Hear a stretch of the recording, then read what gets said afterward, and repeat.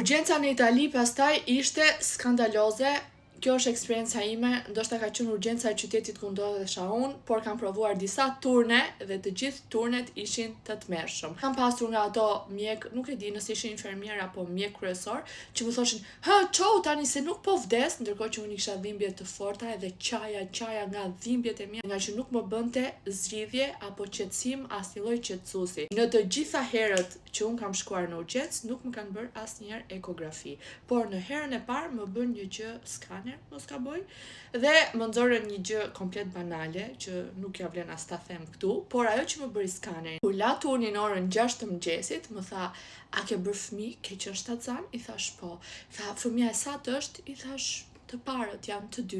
Okej, tha, të sugjeroj të shkosh të kontrollosh tëmthin, sepse ndodh te gratë shtatzana. E kam patur edhe unë, por probabiliteti është më i lartë në shtatzanit e dyta. Thash, okej, faleminderit, të shkoj të ta kontrolloj, dhe këtë gjë e bëra në Itali, bëra eko, dhe ajo ishte momenti kur unë e zbulova që kisha probleme me tëmthin, kisha gurët në tëmth dhe kisha dhe balt. Por njëkohësisht po ndiqesha edhe me një doktor të stomakut, i cili pasi zbuluam këtë problematikën me të, nëpërmjet ekos, më sugjeroi që unë të mos shkoja direkt në operacion, por të ndiqja një mjekim. Vazhdova këtë mjekimin për 3 muaj. Ko do më pyesni, a ishe qetë të 3 muaj?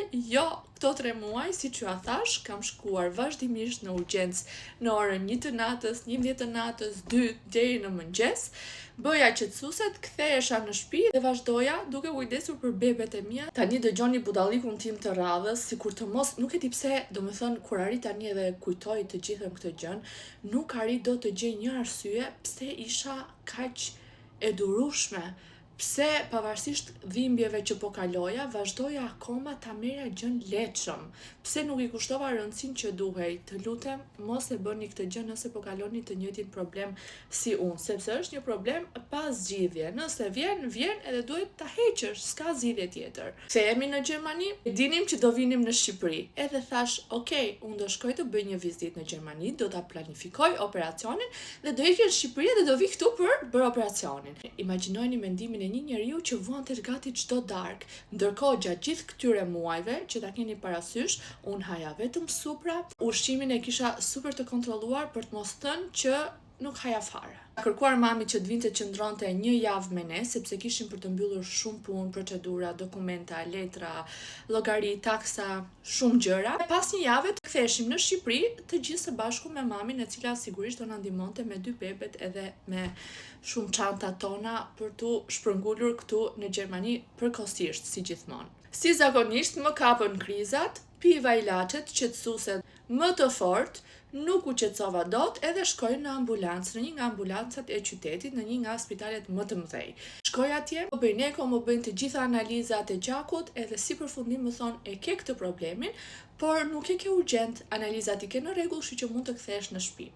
Kthehem në shtëpi, prap krizat për 2 ditë. Nuk shkoj më tek spitali i madh i qytetit, shkoj në një spital tjetër me review shumë të mira, po thjesht pak më i vogël se ky. Ma kishte sugjeruar mjeku i familjes që në fillim me idenë që ata të marrin në konsiderat, duke qenë se janë më të vegjël, pra nuk përcjellin direkt në shtëpi kur shohin që ti nuk je dhe aq keq. Shumë e çuditshme se si kanë ndodhur gjërat, sepse ditën kur jam nisur pas 2 ditësh për në urgjencë, nuk po mundesha dot ti toleroja dhimbjet në shtëpi, nuk ishte qetësues që më jepte qetësi. Shkuam në spital edhe unë ndërkohë, para se dalte ascensori, kam 2 unaza, njërin e kam hequr, po këtë që e mbaj gjithmonë, hoqa të 2 unazat e mia të Floririt, hoqa varsen, nuk e di pse, thjesht i hoqa, nuk i doja me vete se thash do flej atje, ndoshta do qëndroj atje, kush e di çfarë ndodh.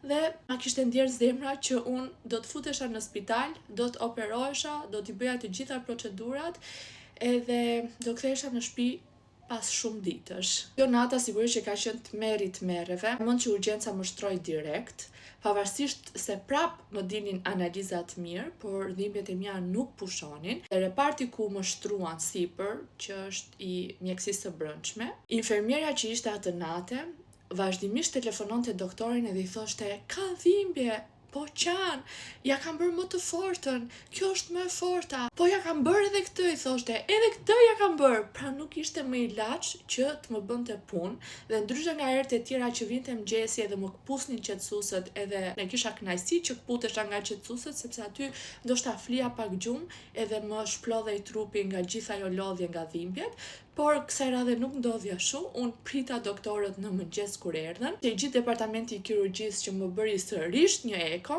sërish departamenti i kirurgjisë edhe në këtë spital më tha e ke, por pret puna, kështu që mund ta programojmë në fund të qershorit operacionin, por për siguri, më thanë, duhet patjetër të bësh sot gastroskopin me anestezi. Kaloj me 4 mjek të tjerë, të cilët ishin të stomakut, dhe më bëjnë kontroll, dhe aty ishte një mjeke super e mirë, nuk ishte gjermane, por nuk jam e sigurt çfarë nacionaliteti kishte, por ajo filloi edhe më thoshte ktheu andej vetëm duke më bërë eko me detaje, edhe më tha si ka mundësi që nuk ta kanë thënë direkt për operacion, gjithsesi tha nuk po flas shumë, ja të vendosim anestezin edhe të bëjmë gastroskopi në gjumë, dhe mbaj mend që kur jam zgjuar nga anestezia, ajo më ka thënë lajmëro familjen, bëj gjërat gati sepse ti je për operacion nesër me urgjencë. Tash po unë më thanë nesër me urgjencë, tha. Kaq. Për fatin tim të mirë, mamin e kisha aty, por kishin bërë biletat për në Shqipëri ditën që unë do operohesha.